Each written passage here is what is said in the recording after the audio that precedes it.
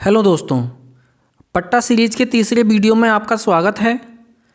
पट्टा सीरीज़ के पहले वीडियो में हमने आपको बताया था कि मकान बनाने के लिए ग्राम सभा की ज़मीन का पट्टा कैसे मिलता है, और दूसरे वीडियो में हमने आपको जानकारी दी थी कि कृषि करने के लिए ज़मीन का कृषि पट्टा कैसे और किस किस को दिया जाता है। दोस्तों, ये पट्टा सीरीज़ का तीसरा वीडियो है। आज इस वीडियो में हम आपको तालाबों का पट्टा कैसे किया जाता है, किसको दिया जाता है, इसके बारे में पूरी जानकारी देने वाले हैं। दोस्तों, तालाब का पट्टा आवासीय और कृषि पट्टा से कुछ अलग है। आवासीय और कृषि पट्टा में आपको जो भूमि मिलती है उसका आपसे कोई शुल्क नहीं लिया जाता है और आपको भूमि हमेशा के लिए पट्टे के रूप में मिलती है। लेकिन तालाब के पट्टे में ऐसा नहीं है। तालाब का पट्टा आपको सीमित समय के लिए मिलता है और तालाब का पट्टा नीलामी प्रक्रिया पर आधारित है। वरीयता क्रम के अनुसार जो अधिक बोली लगाता है तालाब का पट्टा उसे ही मिलता है। और तालाब पट्टा प्राप्त करने वाले व्यक्ति को प्रतिवर्ष निर्धारित लगान यानी कि शुल्क जमा करना होता है। तो दोस्तों, तालाब का पट्टा एक प्रकार से तालाबों को किराए पर देना है। तो आज इस वीडियो में हम आपको तालाब का पट्टा कैसे किया जाता है इसके बारे में पूरी जानकारी देने वाले हैं। जैसे कौन कौन से तालाब या पोखरे या गढ़ों का मछली या सिंघाड़ा पालन करने के लिए पट्टा किया जाता है, तालाब का पट्टा करने की क्या प्रक्रिया है और कौन पट्टा स्वीकृत करता है, तालाब पट्टा में किस किस को वरीयता दी जाती है, तालाब नीलामी की प्रक्रिया में आप कैसे भाग ले सकते हैं, तालाब पट्टा प्राप्त होने पर आपको कितना लगान यानी कि शुल्क देना होगा, तालाब का पट्टा कितने समय के लिए मिलता है और आप तालाब या पोखरे को किस रूप में यूज यानी कि प्रयोग कर सकते हैं, और अन्य क्या क्या नियम व शर्तें रहती हैं आदि तालाब पट्टा से संबंधित समस्त प्रकार की जानकारी आपको इस वीडियो में मिलने वाली है। तो वीडियो को पूरा देखें, और अगर आपने हमारे चैनल को सब्सक्राइब नहीं किया है तो चैनल को ज़रूर सब्सक्राइब कर लें। तो दोस्तों, अब हम आपको बताते हैं कि तालाब का पट्टा कैसे किया जाता है। दोस्तों, तालाब पट्टा के संबंध में उत्तर प्रदेश राज्य संहिता 2006 में धारा 61 दी गई है। धारा 61 में ग्राम सभा में स्थित तालाबों का प्रबंधन कैसे और किसके द्वारा किया जाएगा ये बताया गया है।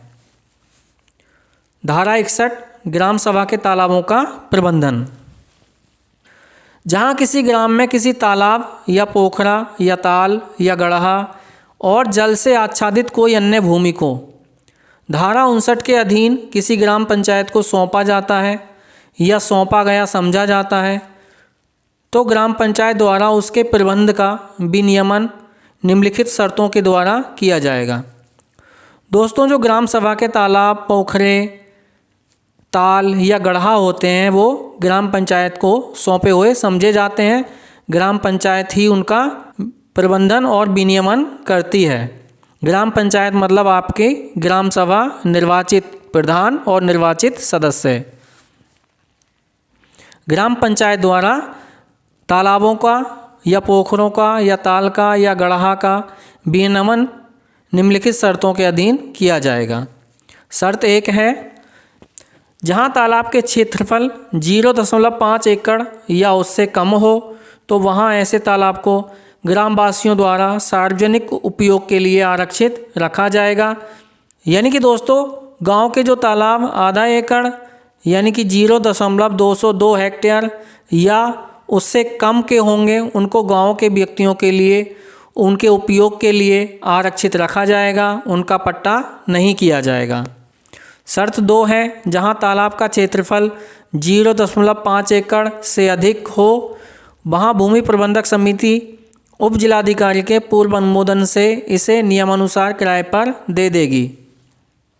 यानी कि दोस्तों, जो तालाब आधा एकड़ यानी कि 0.202 हेक्टेयर से अधिक क्षेत्रफल के होंगे उप जिलाधिकारी महोदय के अनुमोदन से उनकी नीलामी प्रक्रिया की जाएगी, उनका पट्टा किया जाएगा। नीलामी प्रक्रिया दोस्तों उत्तर प्रदेश राज्य संहिता 2006 के नियम 57 के अनुसार की जाएगी।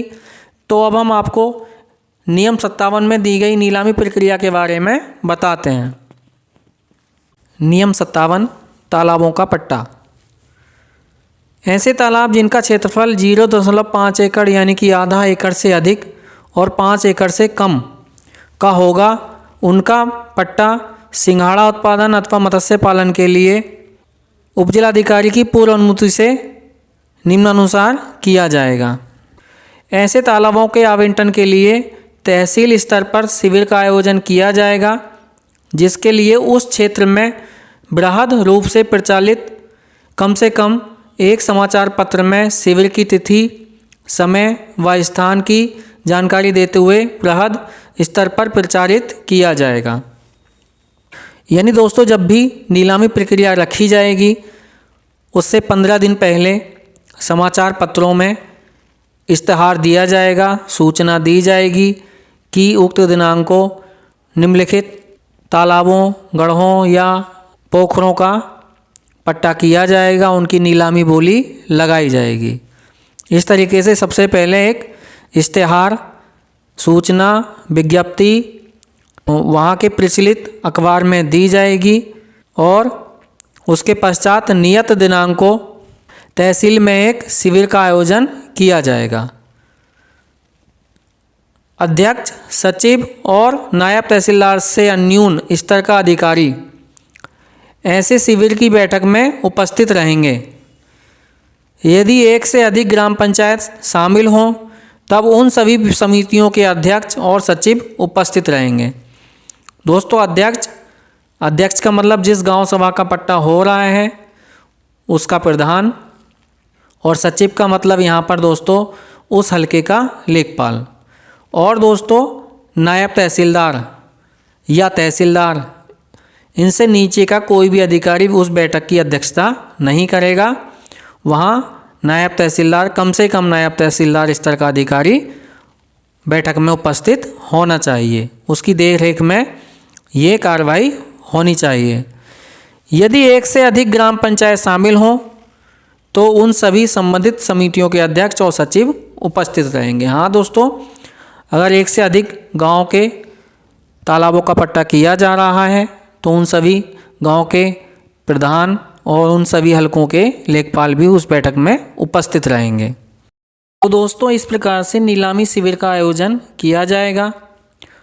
अब दोस्तों, नीलामी शिविर में भाग लेने से पहले अगर आप चाहते हैं कि आपके गांव का कोई तालाब या गड्ढा या पोखरा नीलामी प्रक्रिया में शामिल हो तो उसके लिए आपको सबसे पहले अपने हलके के लेखपाल से संपर्क करके उस तालाब के बारे में जानकारी ले लेनी है कि इस तालाब में कोई विवाद तो नहीं है, मत्स्य पालन के लिए ठीक है या सिंघाड़ा उत्पादन के लिए ठीक है, और क्या इसका क्षेत्रफल सही है, पट्टा हो सकता है या नहीं।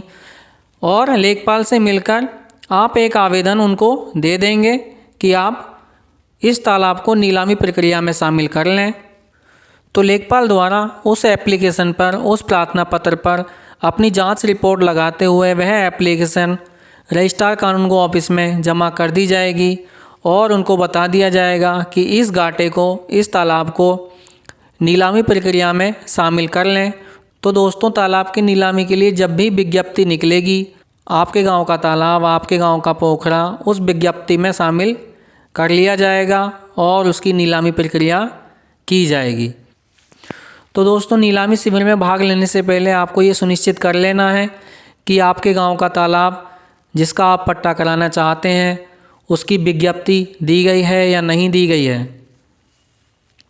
अब दोस्तों, हम आपको बताते हैं कि नीलामी शिविर में क्या क्या प्रक्रिया होती है, आपको क्या क्या कागज़ लगाने होते हैं और किस किस को वरीयता दी जाती है। तो दोस्तों, हम सबसे पहले आपको वरीयता सूची बता देते हैं कि वरीयता सूची कैसे बनाई जाती है, किस किस को सबसे पहले वरीयता दी जाती है, वरीयता क्रम क्या रहता है। तालाब पट्टा शिविर में नीलामी प्रक्रिया के तहत यदि किसी गांव के किसी तालाब के लिए एक से अधिक आवेदन प्राप्त होते हैं, यानी कि दोस्तों जिस तालाब को नीलाम किया जा रहा है, जिसकी बोली लगाई जानी है, जिसको पट्टा किया जाना है, किसी एक तालाब के लिए एक से अधिक आवेदन प्राप्त होते हैं तो उनमें वरीयता क्रम देखा जाएगा। पहली वरीयता दोस्तों, संबंधित ग्राम पंचायत में निवास करने वाला मछुआ समुदाय का व्यक्ति, यानी कि दोस्तों जिस गांव सभा का पट्टा हो रहा है, जिस गांव सभा के तालाब का पट्टा हो रहा है, उस ग्राम सभा में निवास करने वाला मछुआ समुदाय का कोई व्यक्ति अगर आवेदन करता है तो उसको सबसे पहले वरीयता दी जाएगी। अब दोस्तों मछुआ समुदाय में कौन कौन लोग आते हैं? मछुआ समुदाय के व्यक्ति का अर्थ होगा दोस्तों केवट, मल्लाह, निषाद, बिंद, धीमर, कश्यप, वाथम, रैकवार, मांझी, गोड़िया, कहार, तुरेहा अथवा तुराहा समुदाय से संबंधित ऐसा व्यक्ति अथवा अन्य कोई व्यक्ति जो परंपरागत रूप से मत्स्य पालन व्यवसाय में लगा हो। तो दोस्तों इन जाति से संबंधित अगर किसी व्यक्ति के द्वारा आवेदन किया जाता है तो पहली वरीयता उनको दी जाएगी। अब दोस्तों इसके लिए आपको एक तो उस ग्राम सभा का निवासी है तो ग्राम सभा का निवासी है तो आपको निवास प्रमाण पत्र लगाना होगा, और दूसरा आपको मछुआ समुदाय से हैं तो आपको जाति प्रमाण पत्र भी लगाना होगा। ये जो जातियाँ हैं इनमें से आप अगर किसी जाति से संबंधित हैं तो आपको वह जाति प्रमाण पत्र भी आवेदन में लगाना होगा। अगर दोस्तों इनमें से किसी व्यक्ति का आवेदन प्राप्त नहीं होता है तो अगली वरीयता, ग्राम पंचायत में निवास करने वाला गरीबी रेखा से नीचे का अनुसूचित जाति या अनुसूचित जनजाति या अन्य पिछड़े वर्ग अथवा सामान्य श्रेणी का व्यक्ति। अगर दोस्तों मछुआ समुदाय से कोई व्यक्ति का आवेदन प्राप्त नहीं होता है तो दूसरी वरीयता गरीबी रेखा के नीचे जीवन यापन करने वाले व्यक्ति को दी जाएगी। इसके लिए आपको निवास प्रमाण पत्र और गरीबी रेखा से नीचे, इसका मतलब आपको आय प्रमाण पत्र भी लगाना होगा। दूसरी वरीयता बीपीएल श्रेणी के व्यक्ति को दी जाएगी। अगर इन दोनों में से भी किसी व्यक्ति का आवेदन प्राप्त नहीं होता है तो तीसरी वरीयता संबंधित न्याय पंचायत क्षेत्र में निवास करने वाला मछुआ समुदाय का व्यक्ति। दोस्तों अगर ग्राम सभा में कोई मछुआ समुदाय का व्यक्ति नहीं है और किसी बीपीएल श्रेणी के आवेदक द्वारा भी कोई आवेदन नहीं किया जाता है तो पट्टा आवंटन के लिए तीसरी वरीयता न्याय पंचायत में देखी जाएगी। पूरे न्याय पंचायत में से अगर किसी मछुआ समुदाय के व्यक्ति का आवेदन प्राप्त होता है तो तीसरी वरीयता के तहत उसको पट्टा दिया जाएगा। तीसरी वरीयता मतलब आपके न्याय पंचायत में जितने भी गांव आते हैं उनमें से किसी भी गांव का कोई भी व्यक्ति जो मछुआ समुदाय का हो वह आवेदन करेगा तो पट्टा उसको मिल जाएगा। लेकिन वरीयता 1 और वरीयता 2 में किसी व्यक्ति के द्वारा अगर कोई आवेदन नहीं किया गया है तभी। और सबसे अंतिम वरीयता संबंधित विकास खंड में निवास करने वाला मछुआ समुदाय के व्यक्ति। अगर न्याय पंचायत में से भी कोई व्यक्ति आवेदन नहीं करता है तो विकास खंड स्तर पर देखा जाएगा, लेकिन ऐसा बहुत कम देखने को मिलता है कि न्याय पंचायत और विकास खंड स्तर पर किसी को पट्टा हो या कोई दूसरे गांव का व्यक्ति दूसरे गांव में जाके पट्टा करे, ऐसा बहुत कम ही होता है। विवाद की स्थिति बहुत ज़्यादा रहती है। तो अगर पट्टा होता है तो एक ही ग्राम के मछुआ समुदाय के किसी व्यक्ति के द्वारा आवेदन किया जाता है तो उसको वरीयता दी जाएगी। और अगर मछुआ समुदाय का इन जातियों का आपके गांव में कोई व्यक्ति नहीं है तो किसी भी जाति का बीपीएल श्रेणी का कोई भी व्यक्ति आवेदन करेगा तो उसको वरीयता दी जाएगी। अब दोस्तों ये हो गई वरीयता क्रम। अब हम आपको बताते हैं कि दोस्तों बोली कब लगती है। जैसे तालाब का पट्टा जो होता है वो नीलामी के तहत होता है और नीलामी में आप जानते हैं कि बोली लगाई जाती है। तो दोस्तों बोली कब लगती है? जैसे वरीयता 1 है संबंधित ग्राम पंचायत में निवास करने वाला मछुआ समुदाय के व्यक्ति। अब एक व्यक्ति आवेदन करता है तो बिना बोली के उसको जो नियत शुल्क है उसके अनुसार उसको पट्टा दे दिया जाएगा। और यदि एक व्यक्ति से अधिक 2 व्यक्ति 3 व्यक्ति अगर आवेदन करते हैं एक ही श्रेणी में तो फिर वहाँ बोली लगाई जाएगी। अब बोली लगाने की प्रक्रिया क्या है उसके बारे में हम आपको बताते हैं। तालाब आवंटन शिविर में बोली प्रक्रिया। दोस्तों, जब किसी तालाब के लिए एक से अधिक पात्र व्यक्तियों के आवेदन प्राप्त होते हैं, यानी कि दोस्तों जो वरीयता सूची बताई गई है उस वरीयता सूची के अनुसार यदि 2 या 3 पात्र व्यक्ति किसी एक तालाब के लिए ही आवेदन करते हैं तो फिर उस तालाब की नीलामी बोली प्रक्रिया के तहत की जाएगी। अब बोली प्रक्रिया में भाग लेने के लिए आपको 4,000 रुपये पहले जमा करना होगा। उसके पश्चात उस तालाब की क्षेत्रफल के अनुसार निर्धारित धनराशि से बोली स्टार्ट की जाएगी। पहली बोली जैसे 10,000 उसकी निर्धारित राशि है जो आपको 10 साल में या 5 साल में जितने भी साल का पट्टा होगा उसमें जो जमा करनी है, तो उससे 10,000 से बोली स्टार्ट होगी। अब दूसरा व्यक्ति 12, 14, 16 इस तरीके से बढ़ता चला जाएगा और जो व्यक्ति सबसे अधिक बोली लगाएगा पट्टा उसी को दिया जाएगा, यानी नीलामी उसी को की जाएगी। दोस्तों, इस प्रकार से आप नीलामी में भाग ले सकते हैं और तालाब का पट्टा अपने नाम करा सकते हैं। इसके पश्चात दोस्तों जो उच्चतम बोली लगाने वाला व्यक्ति है उसके द्वारा धनराशि जमा कर दी जाती है और पात्रता सूची, नीलामी प्रपत्र और बोली की गई धनराशि जमा करने संबंधी आख्या अध्यक्ष, सचिव और वहाँ जो नायब तहसीलदार उस प्रक्रिया की देखरेख कर रहे हैं उनके सबके अनुमोदन के बाद फाइल उप जिलाधिकारी को अग्रेसारित की जाएगी। यानी कि दोस्तों अगर एक आवेदन होता है प्राप्त तो एक ही व्यक्ति का बिना बोली के हल्का लेखपाल और वहाँ के जो अधिकारी बैठे हुए हैं तहसीलदार या नायब तहसीलदार उनकी रिपोर्ट लगते हुए उप जिलाधिकारी महोदय को फाइल दे दी जाएगी, प्रेषित कर दी जाएगी। और यदि किसी गांव में बोली लगती है तो बोली के अनुसार जो व्यक्ति सबसे अधिक बोली लगाता है उसके नाम की संस्तुति करते हुए लेखपाल और तहसीलदार या नायब तहसीलदार द्वारा रिपोर्ट लगाते हुए फाइल उप जिलाधिकारी महोदय को अग्रेसारित की जाएगी। तो दोस्तों ये इस प्रकार से नीलामी शिविर की कार्यवाही रहेगी। यदि उप जिलाधिकारी को समाधान हो जाता है कि तालाब का आवंटन करने का निर्णय नियमों के उपबंधों के अनुसार किया गया है तो वह अनुमोदन कर देंगे और अभिलेख समिति को वापस कर देंगे। जी हाँ दोस्तों, लेखपाल आख्या और तहसीलदार आख्या लगाने के पश्चात उप जिलाधिकारी अपना अनुमोदन भी उस पर स्वीकृत कर देंगे। उसके पश्चात आपको पट्टा प्रमाण पत्र मिल जाएगा।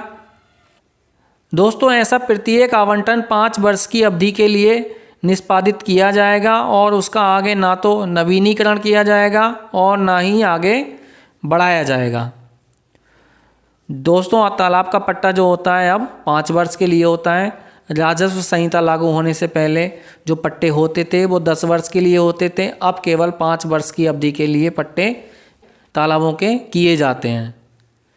आवंटित तालाब को मत्स्य पालन, अन्य जलजात पदार्थ या हरी सब्जियों के उत्पादन के प्रयोजनार्थ प्रयोग में ला सकेगा। जी हाँ दोस्तों, जिस व्यक्ति के नाम से पट्टा हुआ है वह व्यक्ति उस तालाब को मत्स्य पालन भी कर सकता है या चाहे सिंघाड़ा उत्पादन भी कर सकता है और जलजात जो हरी सब्जियां होती हैं उनका उत्पादन भी कर सकता है। यदि आवंटन की अवधि में आवंटित शर्तों का उल्लंघन करता है तो उप जिलाधिकारी आवंटी को कारण बताओ नोटिस जारी करके आवंटन को निरस्त भी कर सकते हैं। जी हाँ दोस्तों, अगर नियमानुसार आवंटी यानी पट्टेधारक प्रत्येक वर्ष लगान जमा नहीं करता है तो उसका पट्टा भी निरस्त किया जा सकता है। आवंटन की अवधि के दौरान स्थानीय निवासियों को उस तालाब में कपड़े धोने, जानवरों को पानी पिलाने और मिट्टी के बर्तन के लिए मिट्टी निकालने की अनुमति नहीं दी जाएगी। यानी कि दोस्तों आपको जो पट्टा मिलेगा उस पट्टा में सिर्फ आपका अधिकार रहेगा। आप नियमानुसार उसमें अपना जो भी है उत्पादन करेंगे और गांव का कोई भी व्यक्ति अपने जानवर या कपड़े धोने के लिए या मिट्टी निकालने के लिए उस तालाब का हकदार नहीं होगा। तो दोस्तों इस प्रकार से तालाब का पट्टा होता है, बोली लगाई जाती है, उसके पश्चात आपको पट्टा प्रमाण पत्र मिलता है और आप तालाब में मत्स्य पालन, सिंघाड़ा उत्पादन या अन्य जलजात हरी सब्जियां का उत्पादन कर सकते हैं। सीधी सी बात यही है दोस्तों, अगर आपको किसी तालाब का पट्टा कराना है तो सबसे पहले आप अपने हल्का लेखपाल से मिलकर उस तालाब के संबंध में एक प्रार्थना पत्र लेखपाल को दे देंगे और उनसे आग्रह करेंगे कि उस तालाब को पट्टा विज्ञप्ति में शामिल करा दिया जाए, क्योंकि जब भी पट्टा विज्ञप्ति निकलेगी आपके गांव का वह तालाब उस विज्ञप्ति में शामिल हो जाएगा। उसके पश्चात आप पट्टा शिविर में भाग ले सकते हैं।